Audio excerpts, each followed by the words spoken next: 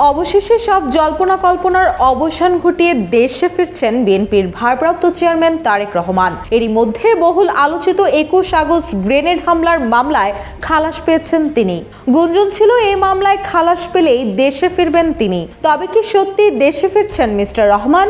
মামলার রায় প্রকাশের পর নেটিজেনদের মনে এখন এই একটাই প্রশ্ন, এই মামলার কারণেই কি দীর্ঘ ১৬ বছর দেশের বাইরে ছিলেন তিনি? এমন প্রশ্নে মাথাচাড়া দিয়ে উঠেছে দেশবাসীর মনে। রোববার বিচারপতি এ.কে.এম. আসাদুজ্জামান ও বিচারপতি সৈয়দ এনায়েত হোসেনের দ্বৈত হাইকোর্ট বেঞ্চ গ্রেনেড হামলার মামলার রায় প্রকাশ করেন। এদিন রায় ঘোষণা উপলক্ষে বিএনপির জ্যেষ্ঠ আইনজীবীদের আদালতে উপস্থিতি ছিল লক্ষণীয়। কানায় কানায় পরিপূর্ণ ছিল এজলাস। বেলা ১১টায় রায় ঘোষণা শুরু করেন হাইকোর্ট। সাবেক স্বরাষ্ট্রমন্ত্রী লুৎফুজ্জামান বাবর সহ মৃত্যুদণ্ড যাবজ্জীবন পাওয়া সব আসামিকে খালাস দিয়েছে হাইকোর্ট। রায় ঘোষণার পর বিএনপির আইনজীবীরা তাদের প্রতিক্রিয়ায় বলেছেন, রাজনৈতিক উদ্দেশ্যে তারেক রহমানকে সাজা দেওয়া হয়েছিল। মুরতাজে অর্ডার করে জিতে নিন গাড়ি, বাইক, আইফোন সহ কোটি টাকার পুরস্কার। অর্ডার করতে ভিজিট করুন murtaj.com। এদিকে বিএনপির স্থায়ী কমিটির সদস্য মির্জা আব্বাস বলেছেন, ২১ আগস্ট গ্রেনেড হামলা ছিল বিদেশি শক্তি দ্বারা একটি পরিকল্পিত হামলা। এই হামলায় কখনোই বিএনপি যুক্ত ছিল না।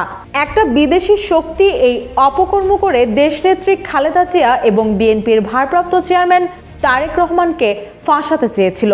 তিনি আরও বলেন, এমনকি একটি ভুল মিথ্যা সাজানো মামলা তৈরি করে সাজানো গল্পের উপর ভিত্তি করে সাজা দিয়েছিল। বিজয়ের প্রথম দিনে আপনাদের একটি সুখবর দিতে চাই, সেই মামলার রায় আজ প্রকাশ পেয়েছে এবং তারেক রহমানকে খালাস দেওয়া হয়েছে। খুব শিগগিরই তিনি আমাদের মাঝে শুভেচ্ছান্তে ফিরে আসবেন।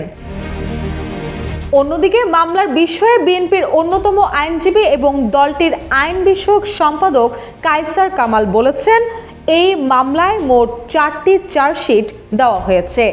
প্রথম ৩টি চার্জশিটে তারেক রহমানের নাম ছিল না। শেখ হাসিনা ক্ষমতায় আসার পর চতুর্থ চার্জশিটে তারেক রহমানের নাম অন্তর্ভুক্ত করেন।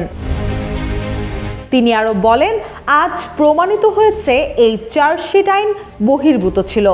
তাই এই চার্জশিটে যাদের নাম অন্তর্ভুক্ত ছিল তারা এই মামলা থেকে খালাস পেয়েছেন।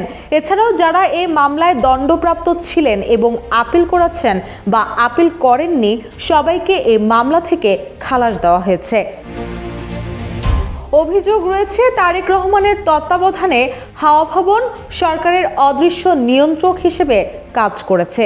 এছাড়াও তার বিরুদ্ধে বিদ্যুৎ খাতে দুর্নীতি সহ মানি লন্ডারিং, অবৈধ সম্পদ অর্জন, জিয়া অরফানেজ ট্রাস্ট দুর্নীতি, ২১ আগস্ট গ্রেনেড হামলা, ১০ ট্রাক অস্ত্র মামলা সহ আরও অনেক অভিযোগ আনা হয়। ধারণা করা হচ্ছে রাজনৈতিক প্রতিহিংসার জেরে তার বিরুদ্ধে এসব অভিযোগ এনেছেন সাবেক প্রধানমন্ত্রী শেখ হাসিনা। এর আগে ২০০৪ সালের ২১ আগস্ট রাজধানীর বঙ্গবন্ধু অ্যাভিনিউয়ে আওয়ামী লীগের এক জনসভায় গ্রেনেড হামলায় ২৪ জন নিহত হয় এবং তৎকালীন বিরোধী দলীয় নেত্রী শেখ হাসিনা সহ প্রায় ৩০০ লোক আহত হয়। এরপর ২২ আগস্ট মতিঝিল থানার উপপরিদর্শক ফারুক আহমেদ বাদী হয়ে একটি মামলা করেন। এ ঘটনায় করা মামলায় ২০১৮ সালের ১০ অক্টোবর ঢাকার দ্রুত বিচার ট্রাইব্যুনাল ১ রায় দেন। রায়ে সাবেক স্বরাষ্ট্র প্রতিমন্ত্রী লুৎফুজ্জামান বাবর ও সাবেক শিক্ষা উপমন্ত্রী আব্দুস সালাম পিন্টু সহ ১৯ জনের মৃত্যুদণ্ড দেওয়া হয়।